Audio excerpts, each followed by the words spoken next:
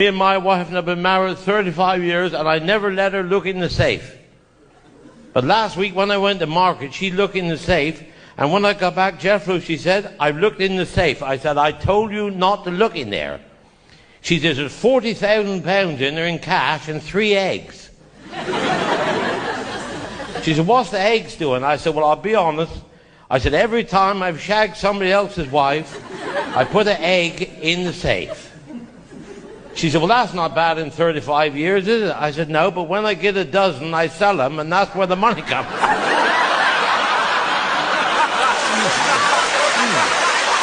4 nuns come to confession in Cornwall, 4 nuns, and the first one said, she said, I've touched a man on his private parts. They said, well, that could happen to anybody in the busy street. I know, but she said, I did it on purpose. But he said, on the way out, wash your hand in that holy water, you filthy bastard killfish. Well, that's the way they talk.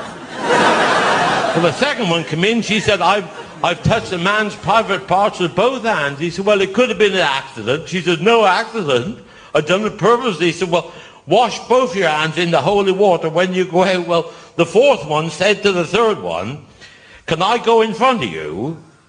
She said, why? She said, well, I don't want to have to gargle that water after you've sat in it. Oh my God. Isn't that? The teacher, I got to learn the difference between theory and reality. I said, well, go in after your mother if she sleep with a plumber for £1,000,000.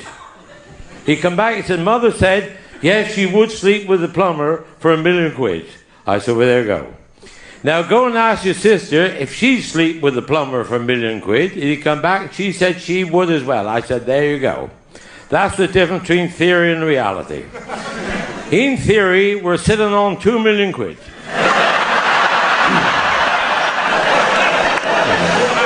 In reality, we're living with a pair of slappers.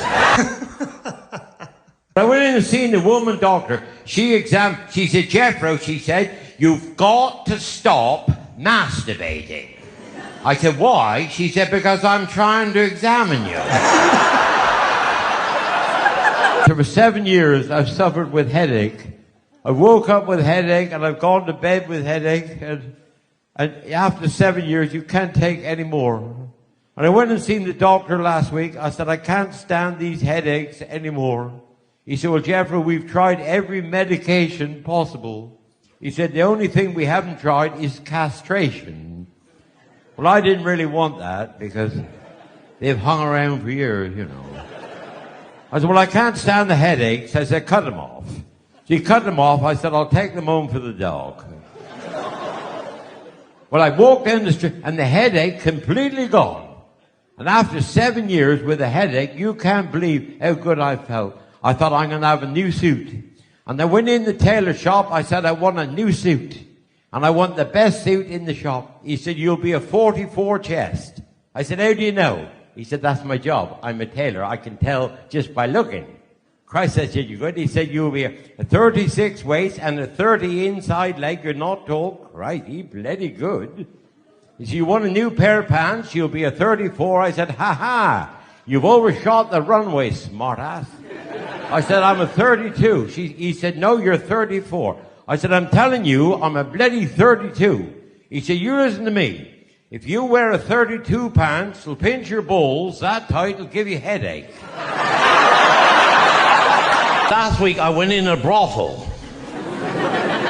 And when I got in, the sign said, beef sandwiches £1, lettuce sandwiches £2, chips £2.70, chicken and chips £5, a wank £10, blowjob £20, and sex £45. Right? Well, the woman came out, she said, can I help you? I said, are you the lady that does the wanking? She said, yes, I am. I said, well, you wash your hands and make me a beef sandwich. Country's gone to bollocks, isn't it? You remember when we had an empire, and then it was led by an emperor. Then we had a kingdom, it was led by a king. And now we got a country. Always remember, when I went in the maternity hospital to pick her up, the doctor came out, he said, Jethro, he said, you just become the proud father of 4 baby bouncing boys. I said, 4? Christ. I said, I'm not surprised. I said, I got a dick like a chimney. Well, he said, you want to get it swept? They're all black. Somebody stole the vicar's bike. And he said to me, Jethro, some bastard have stolen my bike. I said, well, look, Reverend, when you're in church on Sunday morning, what you want to do is read out the 10 Commandments, and when you come to thou shalt not steal, have a look around. See if anybody's looking guilty. He said, that's a good idea. I'll do that. When I seen him come out of church, I said, did you find who stole your bike? He said, Jethro, I got in the middle of the 10 Commandments. And he said, when I got to thou shalt not commit adultery, I remembered where I left my bike. I woke up yesterday morning and there's a gorilla in the tree in my garden, a bloody gorilla. So I rung Paint and Zoo. I said, there's a bloody gorilla in my garden. They said, we'll send out the gorilla catcher. Well, when he come, he had a dog, a pair of handcuffs and a shotgun. I said, what you do? Well, he said, what I do is I climb the tree and I shake the tree until the gorilla fall out. And then this dog is trained to bite his knackers. And he bites his knackers and he squeezes his knackers that tight that eventually, with the pain, the gorilla will go like that. When he does, you put the handcuffs on.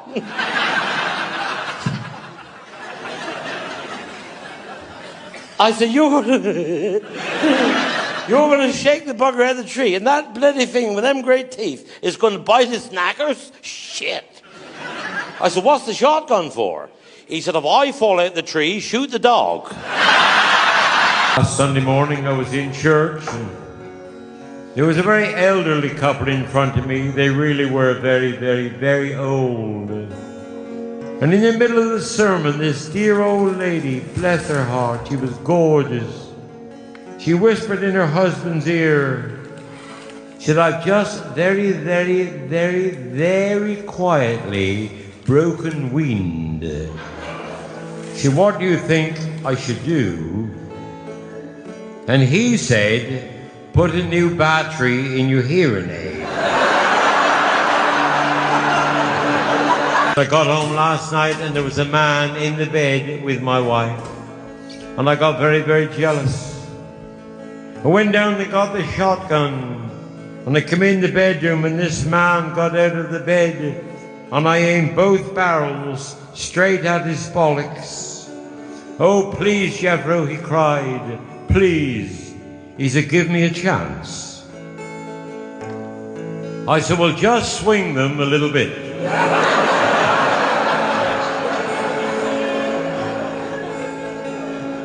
And I dragged him out of the bed and down across the garden, and in the shed at the bottom of the garden, I put his cock in the vice and screwed the vice up on his cock.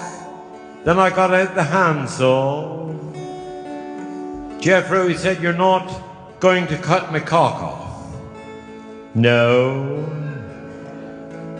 I said, you are. I'm setting fire to the shed.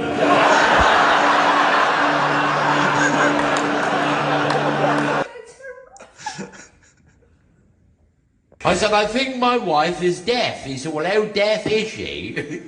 I said, I don't know. He said, well, I'll tell you what to do. When you get home, stand 20 feet away and say, what's for dinner, dear? And if she don't answer, go to 15 feet. Then say, what's for dinner, dear? And keep moving 5 feet every time. And tell me how far you are away when she actually answered. I said, right, I'll do that. So I got home, I said, what's for dinner, dear? Nothing. So I got to 15 feet. I said, what's for dinner, dear? Nothing. I got to 10 feet. What's for dinner, dear? Nothing.